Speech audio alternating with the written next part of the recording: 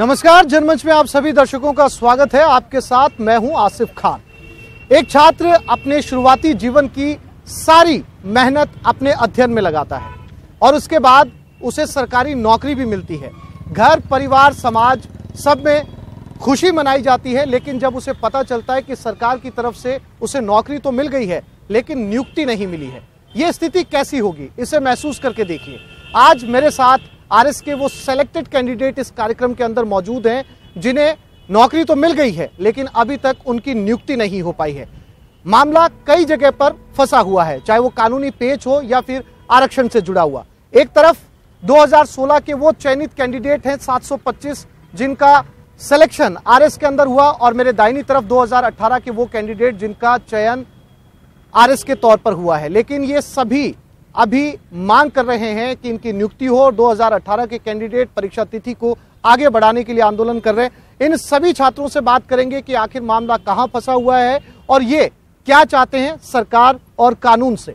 मेरे साथ आज बहुत सारे मेहमान यहां पर मौजूद हैं, उनसे बात करेंगे। सरकार की भी इसमें कितनी जिम्मेदारी है, इसको लेकर भी बात की जाएगी। सबसे पहले मैं ये समझना चाहूंगा आपसे भाई साहब कि ये पूरा का पूरा मसला क्या है, परेशानी क्या है, ये मामला फंसा हुआ कहाँ है और आखिर इसका हल क्या है? देखिए, हम लोग 2016 के चयनित अधिकारी हैं जो आरएस और अलाइड सर्विसेज के लिए चयनित हुए हैं। हमारा अंतिम परिणाम जो इंटरव्यू के बाद में होता है वो लगभग 15 महीने पहले आ चुका था, 17 अक्टूबर 2017 को। उसके बावजूद भी 15 महीने के इस इंतजार के बावजूद भी हमारे को अभी तक नियुक्ति नहीं दी गई है। इसमें जो अभी एक मुद्दा है वो एक एसएलपी दायर की गई है सुप्रीम कोर्ट में, और उस एसएलपी का निस्तारण नहीं होने की वजह से या कोर्ट केस का बहाना बना के ये नियुक्ति को टालम टोल किया जा रहा है, यहाँ की राजनीतिक व्यवस्था द्वारा, यहाँ की नौकरशाही द्वारा। ठीक है, आप सर 15 महीने हो चुके हैं हमारी रिजल्ट आए हुए। उसके बाद से हम जहाँ भी जाते हैं, हम पिछली बार पूरी सरकार में सीएम साहिबा से भी मिले, हम वर्तमान में जो नए चुने हमारे माननीय मुख्यमंत्री महोदय उनसे भी मिले, लेकिन आज भी हम लोग यहाँ हमें इस टॉक शो में आने की ज़रूरत पड़ रही है। तो आप समझ सकते हैं कि हम लोग कितने परेशान हो चुके हैं। बार बार हमें हर तरीके से नुकसान का सामना हमने किया है। सबसे पहला हमें तो मानसिक नुकसान हो रहा है, सामाजिक नुकसान हो रहा है, हमें आर्थिक नुकसान हो रहा है, हमें सीनियरिटी का नुकसान हो रहा है। रिजल्ट आया था तब अखबारों में हर जगह पर सारे रिश्तेदार, फैमिली और जितने भी जगह थे वहाँ बहुत खुशियाँ मनाई गई, और वास्तविकता में वो दिन धनतेरस का दिन था जिस दिन हमारा रिजल्ट आया था। तो हम सोच रहे थे कि हमारे सबके फैमिलीज़ में है ना दिवाली जल्दी से आ जाएगी, लेकिन अभी तो लगभग 15 महीने हो चुके हैं। दीपावली तो अभी दूर दूर हमें दिखाई भी नहीं दे रही कहीं से। केवल और केवल आश्वासन और आश्वासन और आश्वासन ही मिल रहे हैं हमें, उसके अलावा कुछ भी नहीं हो रहा। मैडम, आप जैसा कि आपके साथी ने बताया कि आप सीएम तक पहुंचे थे, जो पूर्व सीएम है, किस तरीके का आश्वासन मिला और क्या आपको लगता है मैडम कि अगर सरकार आपके साथ खड़ी होती है तो ये मामला ज़्यादा जल्दी आसान हो जाएगा आप लोगों के लिए? एक्चुअली मुझे लगता है कि ऐसे जल्दी आसान हो जाता। सीएम मैडम का भी अच्छा था एटीट्यूड, और अभी हम गहलोत सर से मिले, उनका भी बहुत पॉजिटिव एटीट्यूड है। लेकिन अब एक्चुअली प्रोसेस को कोर्ट में जब तक वो एक्सपेडाइट नहीं करेंगे तब तक कुछ हासिल नहीं होगा। हम कंटिन्यूसली बात कर रहे हैं हमारे कंट्री में 5-6 साल से डेमोग्राफिक डिविडेंड की, लेकिन आप ये देखिए हम 725 कैंडिडेट्स हैं, हमारा ये जो सारा इनपुट है पिछले 15 महीने का वो सारा फ्यूटाइल हो रहा है। तो हमारी ये रिक्वेस्ट है सबसे, ब्यूरोक्रेसी से भी और गवर्नमेंट से भी, हमें बहुत उम्मीद है कि आप हमें जल्दी से ये प्रोसेस को एक्सपेडाइट करके ज्वाइनिंग दें। ठीक है, श्रीमाली जी, मैं आपके पास आता हूँ। अब चूंकि ये पूर्व मुख्यमंत्री से मिल चुके हैं, हालांकि ये मामला पूरी तरीके से कानूनी है, कोर्ट इसके अंदर फैसला लेगा, लेकिन फिर भी बतौर सरकार आप 5 साल सत्ता में थे।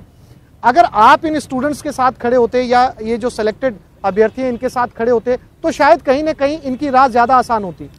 देखिए, सबसे पहले तो ये बहुत ही कष्टपूर्ण होता है कि कोई व्यक्ति जो बहुत आरएस की पढ़ाई वैसे भी बहुत हार्ड पढ़ाई होती है और बड़ी मेहनत करते हैं बच्चे, और वो मेहनत करके पढ़ाई में एग्ज़ाम दे के पास होके इंटरव्यू होकर के सारा काम हो जाए और फिर उनकी नियुक्ति नहीं हो, ये बहुत ही दुर्भाग्यशाली रहता है समय और बड़ा कष्टपूर्ण रहता है।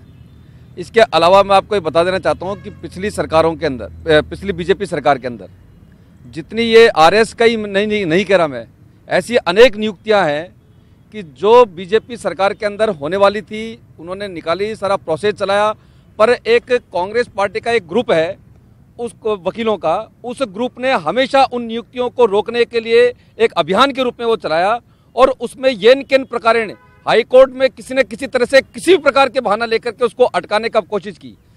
और पिछले 10, 12, 15 महीनों तक लगातार आरएस वाले विषय की बात करें तो इसको कोर्ट के अंदर अटकाने का कोशिश की गई। अब जब कोर्ट से निकल गया, उस समय मेरे को ध्यान है कि एक तरफ कांग्रेस के इन वकीलों का ग्रुप कोर्ट के अंदर स्टे लगाने का कार्रवाई करता था और दूसरी तरफ जो कांग्रेस के जो नेता होते थे वो इन विद्यार्थियों के पास में आकर के उनके समर्थन में खड़े होकर के और सरकार के खिलाफ नारेबाजी करते थे। पर आज समय बदल गया है। ये जब रिजल्ट निकला उसके बाद में मेरे को अच्छी तरह ध्यान है, गहलोत साहब के पास में ये लोग गए और अगर सरकार आज चाहे, हमने क्या किया क्या नहीं किया उसकी सजा हमको मिल गई, पर आज ये चाहें तो बच्चे मुख्यमंत्री इसमें व्यक्तिगत इंटरेस्ट लेवे, वहां वकीलों को ढंग से खड़ा करके, ढंग से पैरवी करवा करके और जल्द से जल्द निर्णय होकर के इन सब लोगों की नौकरी लगे, यही मेरी अपेक्षा है। अर्चना जी, बहुत ईमानदार बयान है कि हमने जो किया उसकी सजा हमें मिल गई। अब एक तरह से संकेत भी है ये आपके लिए कि समय है आप इनके साथ खड़े हों और ज्यादा ताकत लगाएं जिससे इनका भविष्य संवर चुके। ये ऑलरेडी बहुत पीछे चल रहे हैं। देखिए आसिफ भाई, वैसे तो मैं इस मुद्दे को लेकर के बहुत संवेदनशीलता के साथ बात करना चाहती हूँ, लेकिन मुझे दुख है कि श्री माली जी अपनी कमजोरी को तो दिखा गए और बहुत हल्का उन्होंने एक आरोप भी लगा दिया। अगर कांग्रेस के वकील खड़े थे तो आपकी सरकार में दम नहीं था उसे विकेट कराने का, ये आपकी कमजोरी थी। और आपने आपने इतना बोला, मैंने आपके बीच में कुछ नहीं बोला। आप वकीलों को जानते तो भाजपा के वकीलों में दम नहीं है ना पैरवी करने का। ये उसी तरह का बयान है जैसे मोदी जी केंद्र में खड़े होकर के सभाओं में बोलते हैं। आप बाद में बोलना ऐसे मत करिए। आप व्यक्तिगत मैं बता दूं आपको, क्या बता दूं आपको? सरकार ने लगातार की है, इसलिए सुप्रीम कोर्ट गया मामला, हाई कोर्ट से जीते। अरे आप उनको जीते, हाई कोर्ट में जीते, आपने 5 साल वेकेट ही नहीं करवाया, आपके वकील ही नहीं थे इस काबिल। इसका मतलब कांग्रेस के वकील इतने मजबूत है कि आपकी सरकार मजबूर हो गई। 26,000 शिक्षकों की नौकरी सुप्रीम कोर्ट ने लगा दी थी और नौकरी लग चुकी थी, नियुक्ति पत्र आ गए थे, पर उस समय जो आपके कांग्रेस पार्टी के जो पदाधिकारी हैं उन्होंने चुनाव आयोग को लेटर लेकर कहा कि इस सरकार में ये नियुक्ति नहीं होनी चाहिए क्योंकि चुनाव चालू हो गए। आचार संहिता लग गई, 15 दिन तक उस लेटर को 3rd ग्रेड टीचर्स का आपने दबा के रखा और जब आचार संहिता लगती है तब आप आदेश निकालते हैं नियुक्तियां दे दी जाए। किसी ने कोई आपत्ति दर्ज नहीं कराई। देखिए ये आरएस भर्ती, अब आप सुनिए, आप हर चीज का हल्कापन मत करिए, सुपरफिशियल बयान देके आप इनके जख्मों पर नमक छिड़का करिए। ये सर्वोच्च प्रशासनिक सेवा है प्रदेश की और उसका अभ्यर्थी यदि सिलेक्शन के बाद ही भटकता है तो सबसे बड़ी कमजोरी आपकी है। हमारा कमिटमेंट मैनिफेस्टो में है कि जितनी भी सरकारी भर्तियां जो न्यायपालिका में लंबित है उनको बहुत मजबूती के साथ पक्ष रख के और सारे स्टेज वेकेट करवाएंगे और इनको यथोचित सम्मान मिले, इनका अधिकार मिले, उसके लिए हम कृत संकल्पित हैं। आपने 5 वर्षों तक पूर्ववर्ती कांग्रेस शासन की स्वीकृत समस्त भर्तियों में जितनी आपत्तियां आई न्यायपालिका में उन्हें वेकेट नहीं करवाया, नई भर्तियां नहीं खोली, विफलताओं का आप सामना करते रहे। आपने बेरोजगारों के प्रति कोई संवेदना नहीं रखी, नए जॉब क्रिएशन का आपने काम नहीं किया और आज परिस्थिति ऐसी आन पड़ी है तो आप खुद मान रहे एक तरफ तो कि जो हमने कहा उसका हम भुगत रहे, दूसरा आप आरोप लगा रहे हो। देखिए कोई जैन साहब आप बैठे, कोई वकील कांग्रेस बीजेपी का होता है क्या? वो अपने प्रोफेशन से जुड़ा होता है और वो अपनी क्षमता के अनुसार उस पार्टी को प्लीड करता है जो उसके लिए पक्षकार बनने के लिए उसके सामने खड़ी होती है। तो अगर आप इस तरह की बयानबाजी करोगे तो आप विपक्ष में भी कोई अच्छी भूमिका नहीं निभा रहे हो। आज आपका दायित्व होना चाहिए, जैसे कि हमारे मुख्यमंत्री महोदय ने कहा है कि भारतीय जनता पार्टी दबाव बनाए यदि कुछ ऐसा लगता है उसको, ताकि हम सकारात्मक रूप से जनता की समस्याओं का निदान कर सकें। 2018 के कैंडिडेट हैं आप, परीक्षा की तिथि आगे बढ़ाने की मांग कर रहे हैं, क्यों? एक्चुअली क्या है कि आरपीएससी एक संवैधानिक संस्था है, इस बात को सभी लोग जानते हैं, पर आरपीएससी का जो कार्य प्रणाली है उसमें कई सारी विसंगतियां हैं। साथ ही उसे जो डीओपीटी कार्मिक विभाग के नियमों द्वारा संचालित किया जाता है। तो आपने देखा होगा कि आरएस 2013 का रिक्रूटमेंट, आरएस 2016 का रिक्रूटमेंट और आरएस 2018 का रिक्रूटमेंट, इन तीनों रिक्रूटमेंट को अगर आप देखोगे तो आपको इनके परिणामों की जो विसंगतियां हैं, जिस बेस पे उसको निकाला जाता है, जो रोस्टर प्रणाली है, उसी के कारण ये सारा रायता फैला हुआ है इन तीनों रिक्रूटमेंट का। तो 13 वाली थी वो भी विवादित थी रिक्रूटमेंट, 16 वाली अभी सुप्रीम कोर्ट में एसएलपी के द्वारा उसका मामला चल ही रहा है, इसलिए नियुक्ति नहीं मिल पाई हमारे सीनियर्स को। 18 वाली में भी उसी रोस्टर को फॉलो किया गया। अगर आप 13 की मेंस का रिजल्ट देखोगे तो उसमें अनरिजर्व्ड कैटेगरी की जो कट ऑफ थी उससे ज्यादा रिजर्व्ड कैटेगरी की कट ऑफ गई थी, उसी कारण वो भर्ती भी विवादित हो गई थी।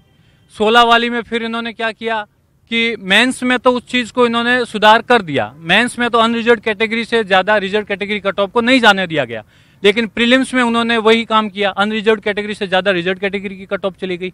उसी चीज को इन्होंने इस बार 18 में भी दोहराया, क्योंकि आरपीएससी क्या है कि वो अपनी गलतियों से मुझे लगता है कि सुधार करना ही नहीं चाहती है। तो मैं किसी सरकार की बात नहीं करना चाहता, क्योंकि 13 रिक्रूटमेंट आरएस 2013, 2016 ये दोनों रिक्रूटमेंट और आरएस 2018 के रिक्रूटमेंट, ये तीनों पूर्व जो सरकार थी बीजेपी सरकार, उनके समय निकली हुई थी। और अब ठीक है, जो नई सरकार है उसे तो कम से कम इन नियमों को सुधार कर स्टूडेंट्स को मतलब इस तरह से हैरासमेंट नहीं करना चाहिए। आप बाद में कोर्ट के थ्रू अपनी गलती को सुधारते हो और उसके बाद स्टूडेंट्स को ये कहते हो कि आप 40 दिन के समय के पीरियड में अपना आरएस मेंस का सिलेबस कंप्लीट करके एग्जाम दे दो। ये क्या मजाक बना रखा है? ये कोई 5वीं 8वीं बोर्ड का एग्जाम नहीं है जो आप 40 दिन में कंडक्ट करवा लोगे। आपको कम से कम एक स्वच्छ प्रतिस्पर्धा के लिए बच्चों को रिजल्ट से कम 3 से 4 महीने का एक प्रॉपर टाइम देना चाहिए, जिसमें वो सिलेबस को अच्छे से कंप्लीट कर सके और एक प्रतिस्पर्धा भी सही बनी रहे। नहीं तो फर्स्ट लिस्ट में पास होते हैं उन्हें अलग टाइम मिलता है, कोर्ट के थ्रू जो पास होते हैं उन्हें अलग टाइम मिलता है। इसका मतलब आपका कोई स्टैंडर्ड टाइम पीरियड है ही नहीं। ठीक है, ठीक है। आप सर, एक पुरानी उक्ति थी कि पढ़ेगा युवा तो बढ़ेगा युवा, लेकिन आज की स्थिति है पहले पढ़ेगा युवा, फिर कोर्ट में लड़ेगा युवा, फिर अपनी नियुक्ति के लिए भटकेगा युवा, सड़कों पर भूख हड़ताल करेगा युवा, और फिर अगर जिंदगी बच गई तो शायद बढ़ भी जाएगा। क्योंकि सर 16 का जो मेंस का रिजल्ट प्रीलिम्स का रिजल्ट आया वो 23 अक्टूबर को आया, उसमें 15,000 बच्चों को पास कर दिया गया। फिर कोर्ट में जो लड़के जो साथी आए उनको फिर 1 दिसंबर को पास किया गया कोर्ट द्वारा, जबकि आरपीएससी ने उसका जो रिवाइज रिजल्ट निकाला वो 13 दिसंबर को निकाला। यानी 12 दिन क्या हो रहा था? पहली चीज, इस बीच सरकार भी बदली है, तो ये भी हम देख सकते हैं कि कहीं ना कहीं कोई सुनियोजित तरीके से षड्यंत्र तो चला ही होगा। अब अगर उस पर्टिकुलर स्थिति में बात करें तो आज भी ऐसी स्थिति है कि 2 प्रश्नों पर प्रीलिम्स 2018 के 2 प्रश्नों के ऊपर अभी भी डाउट है, तो कोर्ट में एफिडेविट दायर करके रोज बच्चे पास हो रहे हैं। अब कुछ बच्चे 4 दिन पहले पास हुए हैं, यानी कि उन लोगों को सिर्फ 15 दिन दिए जा रहे हैं मेंस की तैयारी करने के लिए। तो ये पिछले 3 वैकेंसी से लगातार चलता आ रहा है। हमें यही कहना है कि कम से कम 18 वालों को बराबर टाइम मिले और हमारे सीनियर्स को नियुक्ति मिले। ठीक है सर, बहुत गंभीर सवाल है, और इससे दूसरे बच्चों में, उन अभ्यर्थियों में क्या मैसेज जाएगा जो आरएस की तैयारी कर रहे हैं, क्योंकि उनके पहले दोनों बैचेज जो हैं अभी तक नियुक्ति को नहीं पा सके हैं। ऐसे में वो तैयारी करके आखिर अपना भविष्य कैसे संवारेंगे, आखिर युवा बढ़ेगा कैसे, क्योंकि नियुक्ति मिलने के बाद भी नौकरी नहीं मिल रही। सर, मैं बागड़ी साहब आपके पास आऊंगा, फिर जैन साहब आपके पास आऊंगा।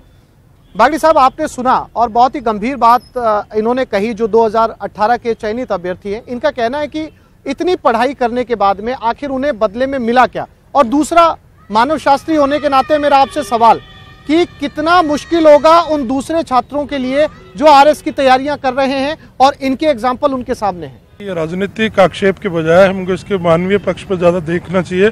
जो बच्चे जिस प्रॉब्लम से गुजर रहे हैं, तो हमें उस बात को ज़्यादा ध्यान देना चाहिए। राजनीतिक के अलावा सबसे पहली बात है कि पूरी दुनिया मजाक उड़ा रही है। हमारा आयोग पूरी तरह से फेल हो चुका है।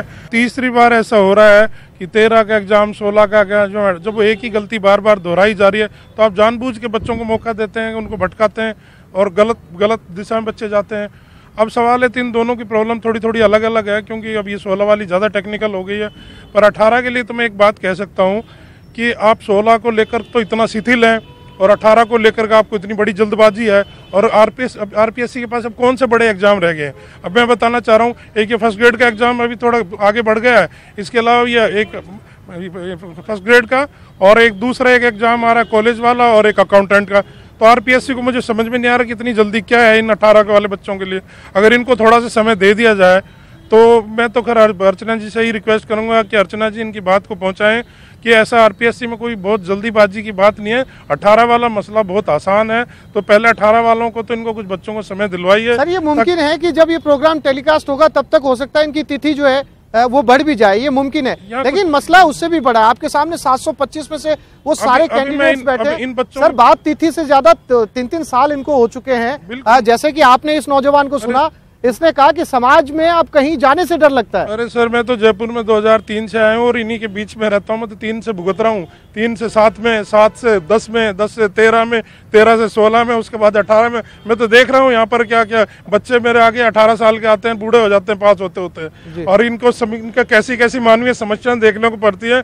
कि मैं ऐसा भी एग्जाम्पल जानता हूँ जहाँ बच्चे बच्ची की नौकरी लगी, शादी हो गई और संतान पैदा हो गई, अब वो छोड़ भी नहीं सकते एक दूसरे को, क्योंकि उस बच्चे की क्या गलती है। इस तरह की समस्या पर ध्यान ही नहीं जाता। ये बच्चों ने जो जश्न मनाया था, बड़ी मेहनत करके जो उन्होंने स्थान लिया था, आज ये अपने घर जाने लायक नहीं है, किसी को बताने लायक नहीं है कि कहाँ क्या हो गया है। और इनको ये भी तक नहीं पता कब कि हमारा चयन कहाँ हुआ था और अंतिम नियुक्ति कहाँ होगी। रोज रोज कोर्ट में चल रही है, अभी कल भी स्टे हुआ, आपने देखा होगा किसी मसले के ऊपर। तो इसमें मैं तो यही कहता हूँ कि राजनीति की वो नहीं है, जो हो गया वो तो हो गया।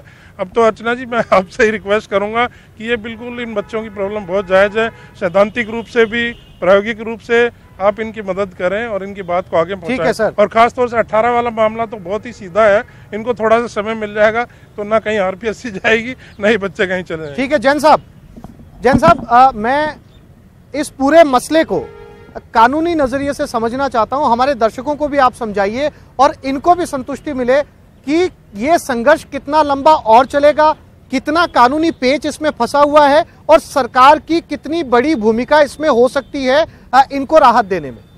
देखिए, आप यहाँ प्रश्न ये नहीं है कि कितना बड़ा कानूनी पेच फंसा हुआ है, प्रश्न ये है कि ये कानूनी पेच फंसा क्यों।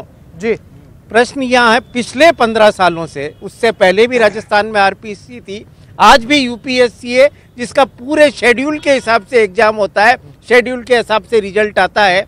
और लगभग पिछले 15 सालों से अदालतों में मामले राजस्थान में जाने लगे हैं, बल्कि अब तो ये भी कहने लग गया है कि ये 3 टायर एग्जाम नहीं रह गया है, बल्कि 7 टायर सिस्टम हो गया है। आप पहले प्लीनरी दीजिए, फिर मेन दीजिए, फिर इंटरव्यू दीजिए, उसके बाद आंदोलन कीजिए, आंदोलन के बाद हाईकोर्ट में जाइए, हाईकोर्ट की डीबी में जाइए और फिर सुप्रीम कोर्ट में जाइए। और अदालतें तो हिंदुस्तान की मशहूर हैं देरी के लिए, तो इसलिए ये बात होगी। पर प्रश्न ये कि पेंच कब से फंसने लगा और पेंच क्यों फंसा। जी, 725 लोग क्योंकि अपने आप में कोई वोट बैंक नहीं बनाते हैं, इसलिए इन 725 लोगों की चिंता किसी पार्टी को नहीं होगी। परंतु जब एग्जाम दिया जाता है तब वहां पर डिफरेंट रूल्स, कभी किसी जाति को खुश करने के लिए, कभी किसी वर्ग को खुश करने के लिए, लॉलीपॉप देने के लिए नाम से उसको कॉम्प्लिकेटेड किया जाता है। और उसके कॉम्प्लिकेटेड के बाद जब रिजल्ट आता है तो अदालतों में वो टिक नहीं पाते, क्योंकि वोट बैंक के 725 बच्चे नहीं है, बल्कि इनके नाम से जो एग्जाम में जातिगत डिवीजन किया जाएगा, वो किया जाएगा। उनको राजी करने के लिए जब बार बार प्रश्न ये, अब पिछले साल से राजस्थान की आरपीएससी का इतिहास देख ले, किस तरीके के चेयरमैन और मेंबर्स बनाए जा रहे हैं। शुद्ध राजनीति का आरपीएससी का पर्पज है कि योग्य आदमी बैठकर योग्य नियम बनाकर योग्य तरीके से सिलेक्शन करे। वहाँ शुद्ध रूप से राजनीतिक नियुक्तियां की जा रही है, कम से कम यूपीएससी में ये देखने में भी नहीं आ रहा है। तो जब नियम गलत बनाए जाएंगे, नियम को तोड़ मोड़ कर यहाँ पर बैठ के एक डिप्टी सेक्रेटरी कानून करेगा कि चीफ मिनिस्टर या फलाना मिनिस्टर ये चाहता है कि इसमें ये वैकेंसी और जोड़ दो, इतना रिजर्वेशन कर दो, इतना रिलैक्सेशन कर दो एज में, इतना परसेंटाइल सिस्टम बदल दो, तो ये सारी की सारी चीजें आएंगी और अदालतों में जाकर रुकेंगी, क्योंकि अदालतों में ये नहीं देखा जाएगा कि किस आधार पर कि सरकार को काफी हद तक इसकी जिम्मेदारी लेनी पड़ेगी। 100% जिम्मेदारी सरकार की, सरकार में बैठे अधिकारियों में और आरपीएससी की है, 100% जिम्मेदारी। ठीक है, आपके पीछे एक नौजवान है, काफी देर से कुछ कहना चाह रहे हैं। साहब, मैं 2018 की आरएएस भर्ती का स्टूडेंट हूं और ये कहना चाह रहा हूं कि पिछले 1 महीने से जो 18 भर्ती के स्टूडेंट है, वो जो नई सरकार आई है उनके नुमाइंदों के पीछे भी घूम रहे हैं। डिप्टी सीएम साहब से और सीएम साहब से भी कई बार मिल चुके हैं और हर बार उनको आश्वासन दिया जा रहा है कि हम आपकी परीक्षा आगे कर देंगे, लेकिन अभी तक उन पे कोई भी परीक्षा आगे नहीं की गई है। जबकि हाई कोर्ट का ये डिसीजन है और उस डिसीजन से हम शामिल जो हुए हैं आरपीएससी में इस भर्ती प्रक्रिया में,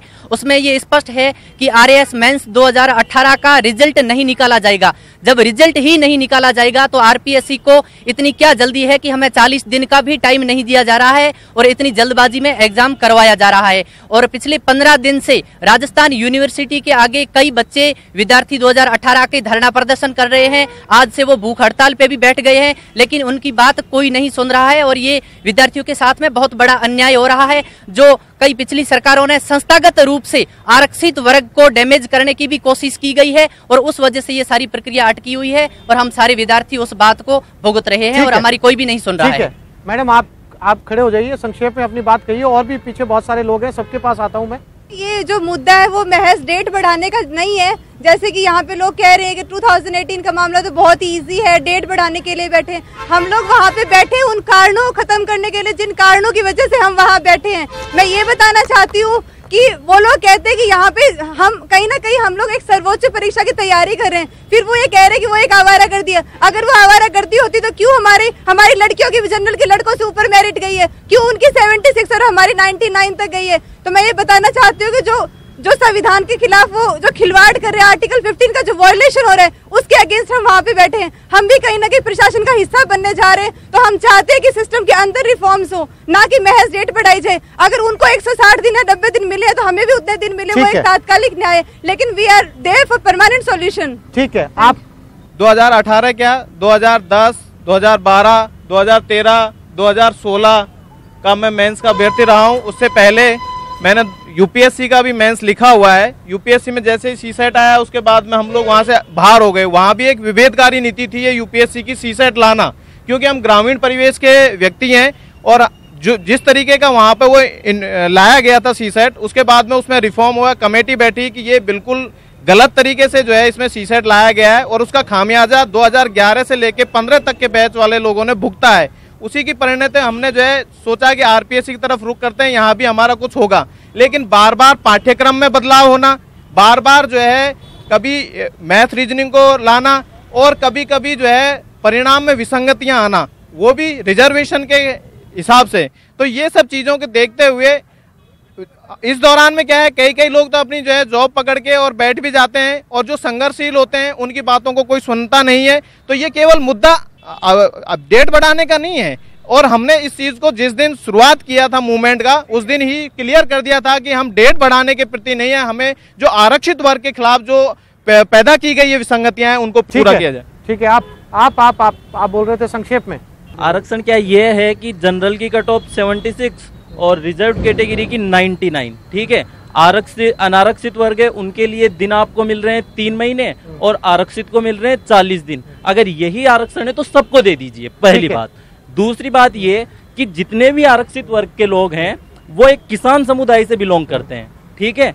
इनके कर्ज की माफी एक वो नहीं है, इनके कर्ज का रीजन एक बहुत बड़ा रीजन है, ये यहाँ पे बैठे बैठे बुढ़े हो जाते हैं। कमाने की उस उम्र में जब इनके ऊपर जिम्मेदारियां होती है तब भी घर से पैसे आते रहते हैं। आप कुछ कहना चाह रहे थे? 17 अक्टूबर 2017 से आज 16 जनवरी 2019, 15 महीने का इंतजार। हमारी गलती क्या कि हमने आरएएस की तैयारी करी, एग्जाम दी और ये सिलेक्शन पाया। अब सरकारें आती हैं, जाती हैं, बदलती हैं, मैनिफेस्टो बनाती है, उसमें युवाओं के साथ अनेक वादे करती हैं। आज जो बात हो रही है कोर्ट में केस की, अब तक हम लोग तैयारी करके मेहनत करके उसके बाद में कम से कम 25 लाख रुपए कोर्ट में केस हम लड़ चुके हैं, इतना पैसा हम खर्च कर चुके हैं। पहले हम एग्जाम की तैयारी करें, उसके बाद में हम ये धरने प्रदर्शन करें, आंदोलन करें। और सबसे बड़ी बात यह कि लोकतांत्रिक रूप से कहीं बैठने के लिए हमें आज जैसे ये मंच हमें उपलब्ध हुआ है अपनी बात रखने के लिए, हमने शांतिपूर्ण तरीके से धरना प्रदर्शन की बात रखी तो हमें सरकार से या कहीं और से कोई अनुमति नहीं मिली कि हम आपको बिल्कुल अनुमति नहीं दे सकते। यानी नौकरी मिलने के बाद में उस नौकरी को पाने के लिए इन छात्रों को, इन अभ्यर्थियों को खुद ही की नौकरी के लिए धरना प्रदर्शन भी करना पड़ रहा है, कानूनी लड़ाई भी लड़नी पड़ रही है और उस कानूनी लड़ाई के लिए पैसा भी अपनी जेब से खर्च करना पड़ रहा है। 2013 वालों को इसी 15 गुना मामले पे नियुक्ति दी गई है, न्यायालय के अधीन, याचिका के अधीन। पटवाई वाले मामले में भी यही मामला था, उसमें भी नियुक्ति दी गई है। तो फिर 2016 वालों को नियुक्ति क्यों नहीं दी गई? ये याचिका के अधीन एक ही दिन का काम है, ये याचिका के अधीन दे निर्णय। अगर कुछ सुप्रीम कोर्ट में कुछ अलग डिसीजन आता है तो सरकार उसकी व्यवस्था कर सकती है, वो कोई इतना हार्ड एंड फास्ट रूल नहीं है। उसमें अगर किसी को शेडो पोस्ट बनाना हुआ तो सरकार बना सकती है, बस सरकार की अगर मंशा हो तो हमें वो कल ही नियुक्ति पत्र दे सकती है। ठीक है, मैं यही कहना चाहूँगा कि अगर जैसे हमारे जो रिजल्ट आते हैं उसके बाद में जो रोक लगती है, अगर वैसी रोक अगर चुनावों में लगे तो कैसा लगेगा, शायद तब आप लोग हमारी बात समझ में आए। क्योंकि हम लोग बहुत परेशान हो जाते हैं, हमारे घर वाले बहुत खुश होते हैं कि हमारा बेटा कुछ बना है, हमारे बेटे ने कुछ बड़ा काम किया है। लेकिन थोड़े दिनों बाद में जब आस पड़ोस वाले पूछने लगते हैं कि बेटा तुम्हारा क्या हुआ, तुम अभी घर पे बैठे हो, तुम जा नहीं रहे क्या, तो फिर उन सवालों के जवाब जब हम लोग देते हैं तो हमारे अंदर से बहुत सारे डर होते हैं और बहुत सारी संभावनाएं होती हैं। ठीक है, इन संवेदनाओं को समझने की जरूरत है। अर्चना जी, श्रीमाली जी, आप ये जो हम 2016 आरएस 2016 के चयनित बेरोजगार हैं, इनके लिए आरएस 2016 की भर्ती का नोटिफिकेशन 2016 में निकला था, उसे लगभग 3 साल होने को है। 2016 में नोटिफिकेशन निकला था, इसका मतलब कि सरकार को ऑफिसर्स की जरूरत थी उस समय, लेकिन 3 साल हो गए सरकार को, अब वो जरूरत महसूस ही नहीं हो रही। क्या यदि जरूरत महसूस थी तो पिछली बार बीजेपी सरकार थी, अब कांग्रेस सरकार हो गई है, तो मामला कोर्ट में गया भी है, वहाँ अच्छे वकीलों के माध्यम से पैरवी की जा सकती थी। ठीक है, सरकार अब हमें खुद के खर्चे पे ये सब करना पड़ रहा है, ये नाजायज लग रहा है। इसलिए सरकार से यही अपील है कि इस मामले को जल्दी से जल्दी सुलझाने का प्रयास किया जाए और जल्दी से जल्दी नियुक्ति। ठीक है, आप हम लोगों में से काफ़ी लोग ऐसे भी हैं जो अपना एग्जिस्टिंग जॉब छोड़ के बैठे हैं, क्योंकि हम लोगों को एक्सपेक्टेशन थी कि जल्दी हमें नियुक्ति मिल जाएगी, क्योंकि हम जो पिछले जॉब्स में थे वहाँ पे करीब ऐसा नियम था कि 3 महीने का नोटिस पीरियड सर्व करना होता था। काफ़ी लोग हम में से ऐसे हैं जो इस तरीके की प्रोसेस से गुजरे और जॉब छोड़ के घर पे बैठ गए हैं। अब इमोशनल इश्यूज़ के साथ साथ सोसाइटल इश्यूज़ के साथ साथ फाइनेंशियल इश्यूज़ भी हमारे लिए बहुत बड़ा इशू हो गया है। तो मेरी रिक्वेस्ट है गवर्नमेंट से, प्लीज़ हमारी कंडीशन को समझें और जल्दी हमें नियुक्ति दें। ठीक है, मेरा ये कहना है कि कोई भी परीक्षा परिणाम आने के बाद उसका अपॉइंटमेंट एक तय समय सीमा में हो जाना चाहिए। जैसा कि यूपीएससी के केस में हम लोग देखते हैं कि रिजल्ट आने के टिपिकली 3-4 महीने के अंदर अंदर उनका अपॉइंटमेंट हो जाता है। तो हम लोगों को ऑलरेडी 15 महीने हो चुके हैं, जो काफ़ी ज़्यादा टाइम है। और दूसरा मैं ये कहना चाहता हूँ कि आजकल हम लोग लोकतंत्र में एक जो आम नागरिक है उसके भी अधिकारों की बात करते हैं। हमारे राजस्थान में भी I think right to public service delivery act नाम से एक एक्ट पास हो चुका है। तो हम लोग जो कैंडिडेट हैं, इतनी मेहनत करके हम लोग जो पास हुए हैं, तो कहीं ना कहीं हमारा एक मॉरल राइट है अपॉइंटमेंट का, और 15 महीने का जो समय है वो बहुत ज़्यादा है। उसके अलावा एक और बात यह है कि कानूनी पेचीदगी की वजह से हमें बताया जा रहा है कि आपकी भर्ती जो है वो कानूनी पेचीदगी की वजह से अटकी हुई है। तो जिस हाई कोर्ट के डिसीजन के अगेंस्ट सुप्रीम कोर्ट में एसएलपी लगाई गई है, वो हाई कोर्ट का डिसीजन आए 8 महीने से ज़्यादा का समय हो चुका है। तो हमारे अपने फाइनेंशियल कंस्ट्रेंट्स हैं, तो इसकी वजह से हम निश्चित तौर पर कोई बहुत अच्छा एडवोकेट हायर नहीं कर सकते हैं, क्योंकि सुप्रीम कोर्ट में एडवोकेट की हायर करने की फीस ही लगभग एक हियरिंग की 5 लाख रुपए होती है। तो हमारा सरकार से निवेदन है कि आप एक अच्छा एडवोकेट हायर करके हमारे पक्ष को पूरी मजबूती के साथ वहाँ पे पेश करें और हमारी पीड़ा को दूर करें। ठीक है, आप जैसा कि जैन साहब ने बताया कि 725 कैंडिडेट्स हैं और इनका वोट बैंक बहुत कम है। मैं आपको बताना चाहूँगा कि इस बार जो कांग्रेस सरकार जो सत्ता में आई है, उनके पीछे किसान और युवा 2 बड़े मुद्दे थे, और युवाओं के उस सपोर्ट की वजह से ही कांग्रेस कहीं ना कहीं सत्ता में आई है। ये 725 लोग आप एक नॉर्मल एवरेज माने तो एक कैंडिडेट कम से कम 100 से 200 कैंडिडेट वोटर्स को अफेक्ट कर सकता है। तो अभी लोकसभा चुनाव सामने है, हो सकता है इसका खामियाजा और भी सरकारों को भुगतना पड़े। ठीक है, मैं आप सबका ध्यान एक ट्विटर की तरफ दिलाना चाहूँगा। जब माननीय मुख्यमंत्री महोदय विपक्ष में थे, राज्य सरकार ने इनकी नियुक्तियों के लिए चुनाव आयोग से स्वीकृति लेने में कोई तत्परता नहीं दिखाई। इसी प्रकार आरएएस 2016 में चयनित अभ्यर्थी आज भी नियुक्ति का इंतजार कर रहे हैं। मैं माननीय मुख्यमंत्री महोदय से और यहाँ जो प्रतिनिधि बैठे हैं उनसे यही आग्रह करूंगा कि हम अभी तक इंतजार में हैं, और कब आप लोग हमारे लिए कुछ अच्छी खबर लेकर आएंगे। इसका जवाब मैं लूंगा इनसे, आप जरा सा आगे कर दीजिए माइक। मैं ये पूछना चाहती हूँ कि ये जो जनरल और ओबीसी की कट ऑफ का इशू है, ये हमारा जो केस है उसके लिए स्पेसिफिक नहीं है 2016 के लिए, ये 13 में भी है, 16 में भी और 18 में भी ये अब अपस्प्रिंग होगा यही वाला इशू। तो क्यों नहीं सरकार सारे स्टेक होल्डर्स के साथ बैठ के इसको as a policy issue sort out करती है, क्योंकि ये बार बार आ ही रहा है, एरप्ट हो रहा है ये सेम इशू। तो इसके अंदर सरकार को बैठना चाहिए सब जनों के साथ और इसको सॉर्ट आउट करना चाहिए। जैन साहब, एक स्टूडेंट जो है वो 20 से 22 साल मेहनत करे, दिन रात पढ़ाई करे, और उसके बाद में वो उस परीक्षा को पास कर जाए जिसके लिए समाज, घर वाले, रिश्तेदार सपना देखते हैं, और उसके बाद क्या वो इस बात की भी तैयारी करे कि इस परीक्षा में पास होने के बाद मुझे एक लंबी कानूनी लड़ाई भी लड़नी है ये नौकरी पाने के लिए। इसके लिए भी अब कोचिंग चलाने की नौबत आने लगी है कि वो कानूनी लड़ाई कैसे लड़ेगा। पिछले 15 साल में जो हो रहा है वो लगभग ये हो गया कि कोई भी नौकरी बिना कानूनी दांवपेच के, बिना हाई कोर्ट में जाए, बिना सुप्रीम कोर्ट में जाए नहीं मिल रही है। और इसका एकमात्र कारण ये है कि आपने जो जिम्मेदार लोग हैं उन्होंने स्पष्ट नियम नहीं बनाए। कोर्ट कब इंटरफियर करती है कि जब आपके नियम कुछ और होते हैं, और या नियम कानून के विपरीत बनते हैं, नियम संविधान के विपरीत बनते हैं और परिणाम आपके कुछ और आते हैं। दूसरी चीज, जो आप परीक्षा जिस तरीके से कंडक्ट करते हैं वहाँ जानबूझकर या आपकी ये कहते हैं कि आपकी अयोग्यता के कारण इतनी गलतियां छोड़ी जाती हैं कि सारे के सारे रिजल्ट चैलेंज के होते हैं, गलत रिजल्ट्स पर एग्जाम्स के रिजल्ट्स दे दिए जाते हैं, गलत सूचनाओं पर, गलत इंफॉर्मेशन पर कैंडिडेट्स को पास और फेल किया जाता है, जो मामला फिर कोर्ट के अंदर जाता है। फिर जैन साहब, इसमें एक वाकई बहुत बड़ा फैसला लिए जाने की जरूरत है। आपने बोला कि तैयारी गलत की जाती है, उसका खामियाजा ये लोग क्यों भुगते? निश्चित रूप से, परंतु ये सारी राजनीति की जो गाज गिरती है वो इन युवाओं पर गिरती है, जो अपना सब कुछ छोड़कर और एक लड़ाई कर। पर प्रश्न इस बात का है कि ये वास्तव में, मैं तो सब लोगों से अनुरोध करना चाहूंगा कि एक बार सरकार को कटघरे में लेके जाइए कि हम लोगों की जो जिंदगी खराब हुई है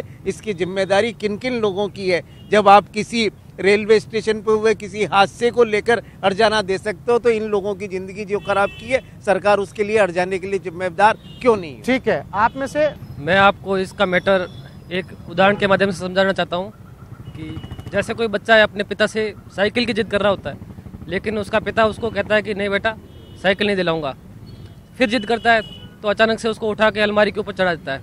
अब बच्चा जिद करता है कि मेरे को अलमारी से नीचे उतारो। यही बात हमारे साथ हो गई कि पहले एग्जाम के बाद में आरक्षण के नाम पे खिलवाड़ कर दिया गया, तो हमने मांग की कि हमारे को शामिल करो। शामिल करते करते लास्ट में मांग जब मान ली गई तो समय इतना कम दे दिया कि अब समय की मांग करते रहे। अब ये कह रहे हैं कि आप दोनों बराबर एक साथ एग्जाम दे दो, तो ये संभव नहीं है कि दोनों एक साथ तैयारी करते हुए आरक्षित वर्ग और अनारक्षित वर्ग दोनों को एक साथ समान न्याय मिला हो। ठीक है। आप जहाँ तक है तो मुद्दा तो सभी ने समझ लिया, लेकिन मैं एक बात इसमें इंक्लूड करना चाहता हूँ। कल हमारे CPIM के कोई विधायक आए थे, उन्होंने जब हमने उनको ज्ञापन समझाया तो उन्होंने एक ही चीज़ कही थी। हमने जब आरोप प्रत्यारोप लगाए कि हम इससे प्रताड़ित हैं या इससे प्रताड़ित हैं, तो उन्होंने सीधी सी बात एक कही थी कि फर्क कुछ नहीं है। आज पहले जो दाएं थे वो आज बाएं आ चुके हैं, जो बाएं थे वो आज दाएं जा चुके हैं। हम युवा हैं और हमारी आज सरकार है, उसमें उप मुख्यमंत्री भी युवा हैं, जिसके अध्यक्ष राष्ट्रीय अध्यक्ष भी युवा हैं, और छात्र राजनीति से निकले हुए 4-5 चेहरे युवा हैं। मेरी अर्चना जी से यही गुजारिश है कि उनमें से कोई एक ये कह दे कि ये जो धरने पर बैठे हैं ये भी युवा है। ठीक है, मैं गुजारिश करना चाहता हूं, और मैं ये भी नहीं नकारता कि पिछले 5 साल में हम प्रताड़ित नहीं हुए। हम 2013 से 2018 तक बिल्कुल बुरी तरह कोर्ट के चक्कर लगाते हैं, बार बार भर्तियां अटकती है। आज मैं आपको धरने की स्थिति बताता हूं। हमारी एक सहयोगी है, हमारी एक बहन है नीलम, झुंझुनू से उनकी माताजी आकर धरने पर बैठ चुकी है। मेरी गुजारिश है कि थोड़ा सा संवेदनशील हो। विपक्ष से मेरी गुजारिश है कि थोड़ा सा नैतिक दबाव बनाओ। ठीक है। आप RS 2000 की डेट बढ़ना और 2016 को नियुक्ति देना तो एक कदम होगा। सबसे इम्पोर्टेंट बात यह है कि RPSC की कार्य प्रणाली से राजस्थान में जुडिशरी पे गैर जरूरी बर्डन बढ़ा दिया गया है। एक बात जो कि हमारा नेशनल इशू है। इंडिया बदनाम है इस बात के लिए कि यहाँ 10-10, 20-20 साल लग जाते हैं एक बात को सोल्व होने में। जो तात्कालिक राहत देनी चाहिए वो राहत ये 1.5 साल से बैठे हैं, हम लोग भी ऐसे ही घूम रहे हैं। इसके लिए मेरा सुझाव ये है कि RPSC अपनी कार्य प्रणाली को सुधारने के लिए UPSC पैटर्न फॉलो कर सकती है। अंतर सिर्फ रिजर्वेशन के परसेंटेज का होगा और कुछ भी नहीं। ठीक है, OBC को 27% है तो 21 दे दो आप, कोई दिक्कत नहीं है। सबसे इम्पोर्टेंट बात यही है कि सरकार में बैठे हुए लोग ये जानबूझकर ऐसी विसंगतियां पैदा करते हैं जिससे सारे लोग परेशान होते हैं। युवा तो परेशान हो ही रहा है, हमारे घर के लोग परेशान हो रहे हैं, आसपास से जुड़े हुए सब लोग परेशान हो रहे हैं। जी ठीक है, बहुत संक्षेप में रखिएगा अपनी बात। 2016 का जो प्रीलिम्स हुआ था वो 28 अगस्त को हुआ था, और 2016 के प्रीलिम्स का जो रिजल्ट आया था वो 15 सितंबर को आया था। 2018 का प्रीलिम्स जो होता है वो 5 अगस्त को होता है, जबकि उसका रिजल्ट आता है 2.5 महीने के बाद। हर एग्जाम के अंदर सिलेबस बदल जाता है, प्रीलिम्स और मेंस का सिलेबस बदलता है। राजस्थानी जोड़ी जाती है फिर हटा दी जाती है, गणित जोड़ी जाती है फिर हटा दी जाती है, यानी हर परीक्षा के लिए आपको अलग तरीके से तैयारी करनी है। रूल 15 जो है उसकी अलग व्याख्या नहीं। जैसे मेरे सीनियर्स ने कहा कि UPSC पैटर्न को फॉलो करना है। UPSC की एक डेट शीट है। अभी हमें यहाँ पे मेरे सीनियर्स नहीं दिख रहे, हमें हमारा भविष्य दिख रहा है कि हम 18 दे भी देंगे तो हमें इसी तरह एक मंच पे आके फिर से अपने लिए कानूनन लड़ाई लड़नी है, सामाजिक मंच पर आकर। बागड़ी साहब, मैं आपके पास आता हूँ। चूंकि आप मानव शास्त्री हैं, आपने गहन अध्ययन किया ऐसे विषयों का। बागड़ी जी, ये दोनों तरफ के स्टूडेंट्स को जो चयनित हैं, इनका चयन हो चुका है, आपने इनको सुना। अब ये क्या मैसेज जाएगा उन छात्रों के बीच में जो RS की तैयारी कर रहे हैं, जो दूसरे बड़े एग्जाम्स की तैयारी कर रहे हैं, उनके बीच में क्या मैसेज जाएगा? और क्या जो है वो वाकई सरकार को अब ऐसी जिम्मेदारी लेनी चाहिए, क्योंकि एक जमाने में आपको याद होता होगा जब परीक्षा का पेपर लीक होता था तब जाकर परीक्षा रद्द होती थी, और उससे पहले जो है वो चयन हो जाता था। अगर किसी सरकार चयन करती थी तो उसकी नियुक्ति हो जाती थी। अब तो मुसीबत ये है कि नियुक्ति होने के बाद में भी आप नौकरी पे कब जाओगे इसका कुछ पता ही नहीं है। बेसिक जो प्रॉब्लम है वो तो सर व्यवस्था है, संस्थागत जो कमी, एक ही बार कोई कमी लगातार उसी बात पर मान लो प्रॉब्लम होती रहे, उसका सॉल्यूशन नहीं निकालेंगे तो हर बार ऐसा होता ही रहेगा। तो सबसे पहले तो जरूर यूपीएससी का एक कैलेंडर होता है, यूपीएससी को इतने एग्जाम लेने हैं, अगर इस तरह से वो करने लगे तो यहाँ तो व्यवस्था का प्रश्न खड़ा हो जाएगा। मतलब इस देश में मतलब बहुत बड़ी कानूनी प्रॉब्लम हो जाएगी, क्योंकि यूपीएससी के में तो बहुत सारे एग्जाम लेने होते हैं, इनको इतने एग्जाम भी नहीं लेना। ये बेसिक एक प्रॉब्लम एक ही मुद्दे पे है जो हमेशा के एक ही कारण रहा है। और दूसरा, कानूनी लड़ाई लड़ना इन बच्चों को मैंने देखा बहुत महंगी प्रक्रिया है। ये बेचारे कैसे कैसे पैसे इकट्ठे करते हैं और कैसे कैसे सुप्रीम कोर्ट में जाना कोई इतना आसान काम नहीं है। सुप्रीम कोर्ट में जो तो मुद्दा ये है कि सरकार को ये ध्यान देना चाहिए कि कमीशन में एक निश्चित कोई कानूनी प्रक्रिया अपनाई जाए, कोई एक स्थायी व्यवस्था बनाई जाए, ताकि हमें बार बार ये समस्या से नहीं होना पड़े। अब सवाल ये उठता है इस बहस के बाद में कि आखिर इसकी जिम्मेदारी कौन लेगा। जो पूर्व सरकार थी उनके प्रवक्ता ये मान चुके हैं कि उनसे गलती हुई, उनकी सजा उनको मिल चुकी है। क्या सवाल उनसे पूछा जाए? अब चूंकि मौजूदा सरकार कांग्रेस की है, वर्तमान सरकार, उनकी प्रवक्ता हमारे साथ है। अर्चना जी, बहुत संवेदनशील मामला है, बहुत महत्वपूर्ण मामला है। आपने एक अभ्यर्थी को सुना कि उनकी माताजी को उनके गांव से उठकर आकर उनके साथ अनशन पर बैठना पड़ा। हम क्या मैसेज दे रहे हैं आने वाली पीढ़ी को, हम क्या संदेश दे रहे हैं उस युवा वर्ग को जो बहुत मेहनत करके बड़े बड़े पदों पर बैठना चाहते हैं? हम वैकेंसी निकालते हैं और उसके बाद हम इतने पेच फंसा देते हैं कि वो नियुक्ति, उनको नौकरी मिलने के बाद भी उनकी नियुक्ति नहीं हो पाती। अब चूंकि आप एक जिम्मेदार प्रवक्ता हैं, यहाँ पर आप कोई ऐसा आश्वासन इन दोनों को दीजिए जिससे ये महसूस हो इनको कि बहुत जल्द इनका मामला सुलझ जाएगा और इसमें सरकार आपके साथ है। देखिए आसिफ भाई, ये सिर्फ मात्र आश्वासन की बात नहीं, इनकी समस्या का निदान होना चाहिए और होगा। और ये तो आई ओपनर की तरह मुझे लग रहा है, जो जो बयान आए सबकी तरफ से, इनकी अपनी अपनी एक दुविधा थी जो इन्होंने व्यक्त कर दी। और मैं समझती हूँ कि इंस्टीट्यूशनल स्ट्रक्चर रिफॉर्म्स की दरकार है। अब ये कह देना कि पूर्ववर्ती सरकार इसलिए चली गई, तो ये तो इन्हें स्वीकारोक्ति चलिए साफगोई से कर दी, लेकिन मुझे लगता है हम सबकी जिम्मेदारी है, चाहे हम सत्ता में बैठे हों चाहे विपक्ष में बैठे हों। इस एडमिनिस्ट्रेटिव सर्विस की जो रिफॉर्म्स की दरकार है, उस सैंक्टिटी आरपीएससी की जो है वो बनी रहे और इन लोगों को जो समस्या उसका सामना नहीं करना पड़े, खामियाजा भुगतना ना पड़े, इसके लिए हम पूरी तरह से कृत संकल्पित हैं। आप खुद कह रहे हैं कि आप ऐसा मानते हैं कि जो तिथि की एक्सटेंशन की मांग है वो घोषित हो जाएगी, तो मुझे भी पूरा भरोसा। आपको ध्यान है व्याख्याता भर्ती में भी ये मांग थी और उसको माना गया था। तो लेकिन मैं समझती हूँ कि अभी जो बहुत सी ऐसी बातें, इंट्रिकेसीज आई, जो जैन साहब ने भी कहा, बागड़ी साहब ने भी कहा, स्टूडेंट्स ने भी, हमें अभ्यर्थियों ने भी बताया, और जो सिलेक्टेड हमारे रिप्रेजेंटेटिव्स हैं उन्होंने बताया कि कुछ लोग लीगल इंट्रिकेसीज आ जाती हैं तो उसे पॉलिसी मैटर बन जाता है। कुछ ऐसी बातें जो कि कुछ ऐसे डिसीजंस होते हैं, चाहे रिजर्व अनरिजर्व कैटेगरी की बात हो, एक नई कैटेगरी के क्रिएशन की बात हो, फिर वो जाकर के कोई सत्ताधारी पार्टी या कोई विपक्ष का व्यक्ति नहीं जाता है, जो स्टेक होल्डर है उसी में से कोई जाकर के न्यायपालिका की शरण ले लेता है। और उस अवस्था में सिर्फ दायित्व इतना होना चाहिए कि जितनी सुगमता के साथ उस दुविधा का निदान हो सके वो सरकार में बैठे लोग करें। तो हम इस चीज़ को सुनिश्चित करेंगे कि एडमिनिस्ट्रेशन पूरी तरह से मुस्तैद होकर के इनकी समस्याओं का निदान करे। और खुद मुख्यमंत्री जी का ट्वीट आपने पढ़ के बताया कि जब वो विपक्ष में थे उन्होंने ट्वीट किया, तो देखिए जो व्यक्ति जिम्मेदार होता है, ट्वीट का मतलब एक सार्वजनिक बयान होता है, और उस व्यक्ति का जो एक जिम्मेदारी के पद पर तब भी थे और आज भी है।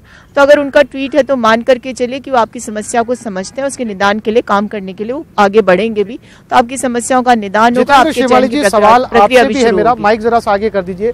श्रीमाली जी, ठीक है, अब आप सरकार में नहीं है, आपने माना भी, लेकिन आपको नहीं लगता कि 5 साल का वक्त बहुत होता है और पिछले 3 सालों से लगातार संघर्ष कर रहे हैं? आपको एक समय इनके साथ स्टैंड लेना चाहिए था। जब नौकरी मिल चुकी है तो नियुक्ति के अंदर कोर्ट में सरकार भी खड़ी हो सकती थी इनके साथ। देखिए, सबसे पहले तो मैं ये बता दूं कि आपने जो कही कि बीजेपी प्रवक्ता ने माफी वाली मांग रहे, ऐसा कोई भी सर रिकॉर्डेड है, ऑन रिकॉर्ड है। मैंने ये कहा है कि अब हम सरकार में नहीं है। जो कुछ हुआ आज, जो अभी मेरे मित्र ने बताया आपने कि साहब गहलोत साहब ने उस समय अखबार में लंबे चौड़े स्टेटमेंट दिए थे आरएस वाले विषय के ऊपर, और गहलोत साहब ने ये कहा था कि साहब ये जो आरएस विद्यार्थी है इनके साथ में इस प्रकार से अन्याय हो रहा है, ये सारी बातें कही थी।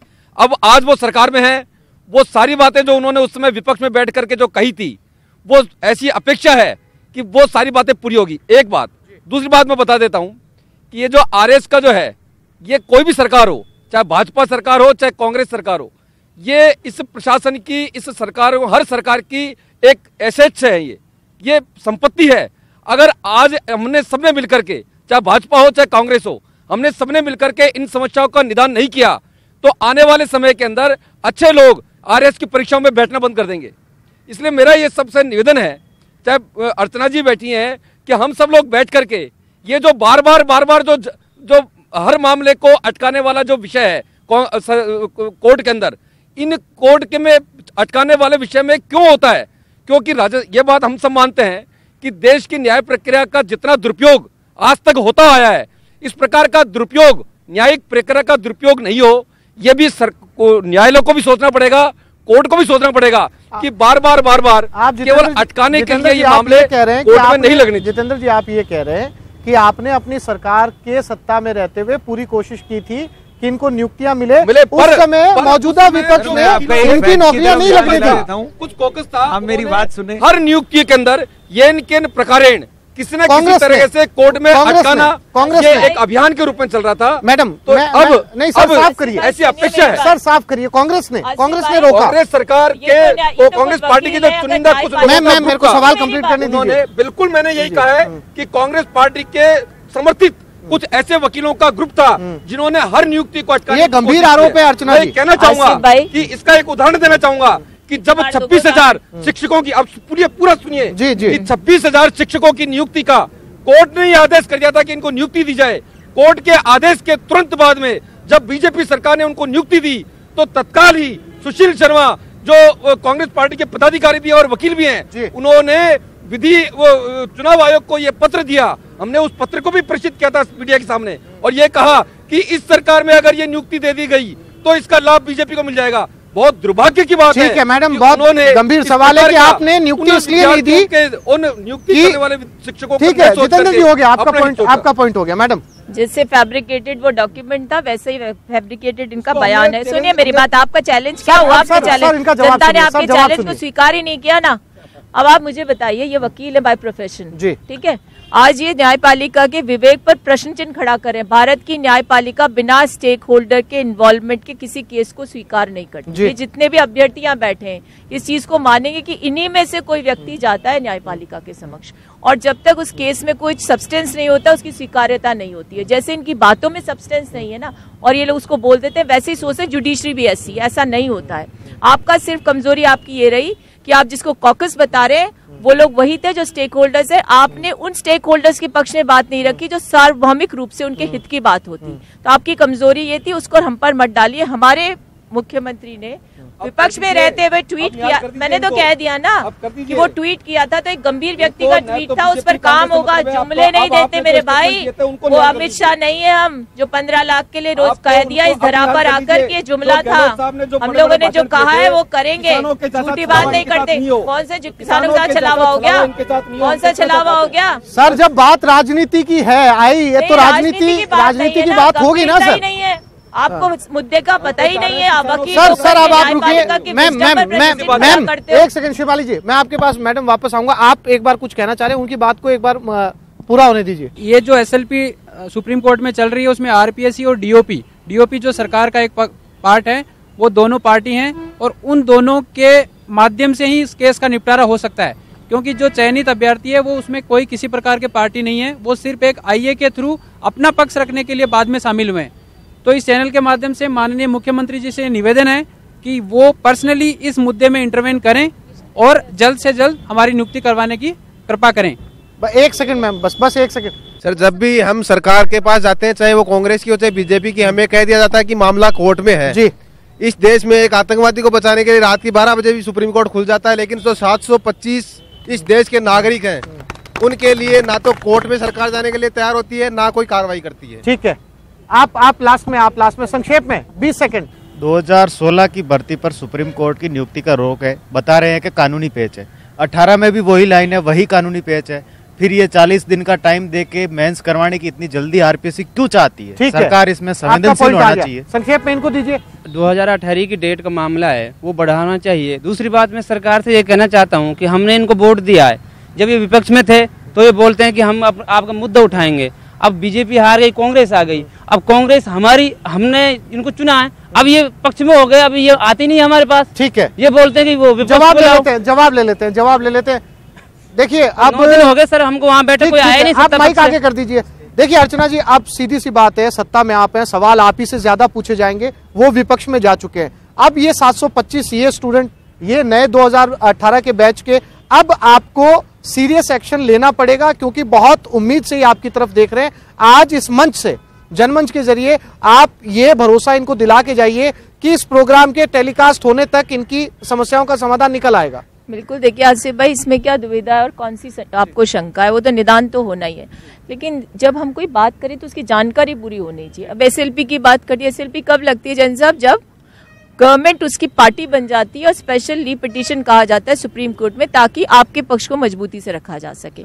डीओपी उसका पार्टनर बन गया, क्योंकि डिपार्टमेंट ऑफ पर्सनल का मामला हो गया। तो ये सारी लीगल प्रोसेस है, इसको मत बोलिए कि ये पार्टी है वो पार्टी, उसको समझने का प्रयास करिए। लेकिन हमेशा स्टेक होल्डर ही उस चीज की लीगल एक्शन लेने के लिए बाध्य करता है और सारी दुविधा वहां पर उत्पन्न होती है। तो सरकार आपका पक्ष मजबूती से रखेगी, आपके पक्ष में निर्णय करेगी और आपकी समस्याओं का निदान करेगी, ये पूरा भरोसा मैं देकर जा रही हूँ। आप उम्मीद करते हैं कि जो 725 कैंडिडेट आरएस के लिए चयनित हुए, उन पर सरकार उनके साथ खड़े होकर जल्द से जल्द इस मामले का निपटारा करेगी और बहुत जल्द उन्हें नियुक्ति मिलेगी। ऐसे ही 2018 बैच के ये स्टूडेंट या अभ्यर्थी जिनका चयन हो चुका है, अब आने वाले समय में छात्रों को ये मैसेज ना जाए जो इस परीक्षा की तैयारी कर रहे हैं कि आखिर इसका ये हश्र होता है। इसकी जिम्मेदारी कहीं ना कहीं कानून से ज्यादा सरकार की भी बनती है कि इन छात्रों के साथ खड़े हो, इन अभ्यर्थियों के साथ खड़े हो। आप सभी इस कार्यक्रम में आए, हिस्सा लिया, आप सभी नौजवानों का बहुत बहुत शुक्रिया, धन्यवाद।